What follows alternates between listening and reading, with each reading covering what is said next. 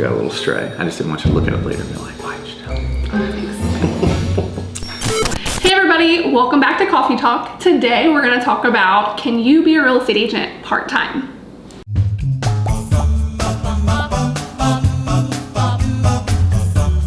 So something we get asked a lot is, can I be a part-time real estate agent? So the short answer is yes. But the caveat is it is not going to be easy, and there are a lot of things you need to consider if you're going to become a part-time real estate agent, and we'll talk about that in this video.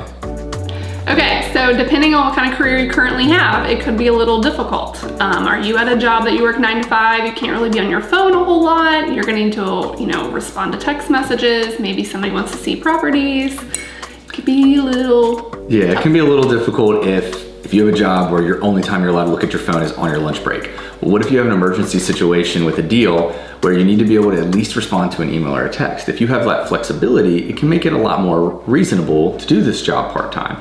But if it's, nope, I gotta work 9 to 5 and the only time I can look at my phone is on my lunch break, it's gonna make it a lot more difficult to do this part-time. And if somebody wants to see a property right away, or if you get an offer and you can't even look at it for hours, those are pretty time-sensitive things. Okay, so maybe your schedule isn't that flexible. Does that mean you can't do real estate part-time? No, it doesn't. Yeah, there are some options that just because you can't drop what you're doing and run out of your current job to go show a house, that doesn't mean you can't do real estate part-time. But what you are gonna need is some support. So because you won't be doing it full-time, you're gonna have kind of a learning curve. So what we recommend, a really good thing, is to get a mentor. So find someone that's already proficient at selling real estate and have them teach you and give you guidance. Another thing that we really recommend is networking with other real estate agents. Don't try to go at this alone. Go to the office, go to networking events, and try to build these relationships with these other agents, because they can kind of support and help you out. Say you do have someone that needs to see a property today, and as we know in this market, if something hits the market today, you probably want to go see it today. Maybe you can pay them $25, $30, $40, whatever it is, the going rate in your market, to go show the property for you. So that way your client doesn't miss out on a property because you're working full time. Yeah, another good thing could be, say that you have a listing and it's your first one, or a buyer that you know you're just not going to be able to show that much. Maybe partner with a real estate agent. Getting some commission is better than getting no commission because you lost a buyer because your schedule wasn't flexible and they ended up working with the real estate agent that is. So maybe you just find an agent in your office or your mentor and say, hey, maybe let's split this one 50-50 if you can help give me support when I need it. So yeah, there are a lot of different options and ways to do this. It's just realizing and accepting that you may need a little support, and it may cost a little bit of money. Another thing you can do is hire a transaction coordinator. This person is going to input listings for you. They're going to take care of all of the paperwork, which takes a huge amount of work off of your plate. And another thing is just communicating with lenders and the title, your clients, keeping everybody on the same page so that way nothing falls through the cracks.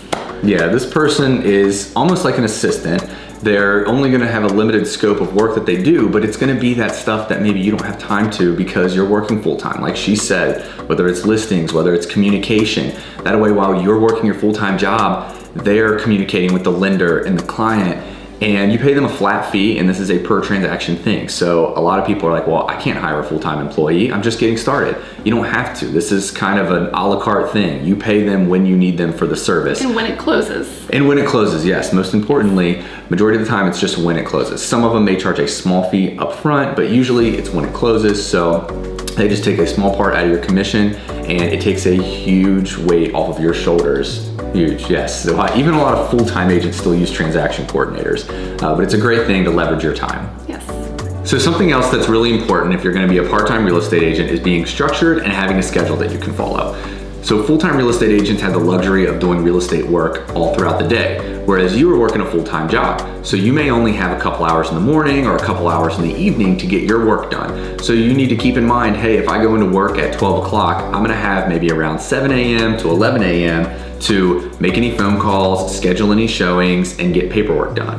It might be easier if you focus on listings so that way you can control your schedule versus if you're just working with buyers. As soon as someone sees a house that they're interested in, when are you gonna go show it if you have a 9 to 5 job? It's gonna be a little bit more difficult. So you need to make sure that you have either a referral partner that is on hand to show properties for you.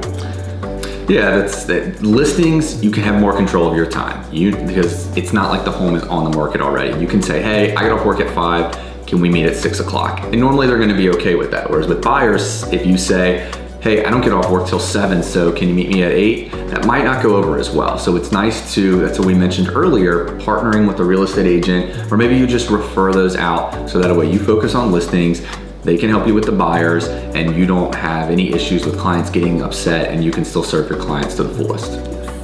Okay, so yes, absolutely you can become a part-time real estate agent, but it's not gonna be easy. Yeah, so if you have any other questions, maybe something we didn't answer in this video, or you're interested in starting a career in real estate, feel free to reach out to Stephanie and I. We'd love to talk with you more and see if this is the right career move for you. We'll drop a link in the description below on how you can reach out to us directly, and we'll talk to you all in the next Coffee Talk. Get in showings or any phone calls or follow-ups that you need to do. So I'm gonna interject. So I think something that you should maybe focus Are on. we still recording? Yeah. Is that still part of the video? So I'm gonna interject.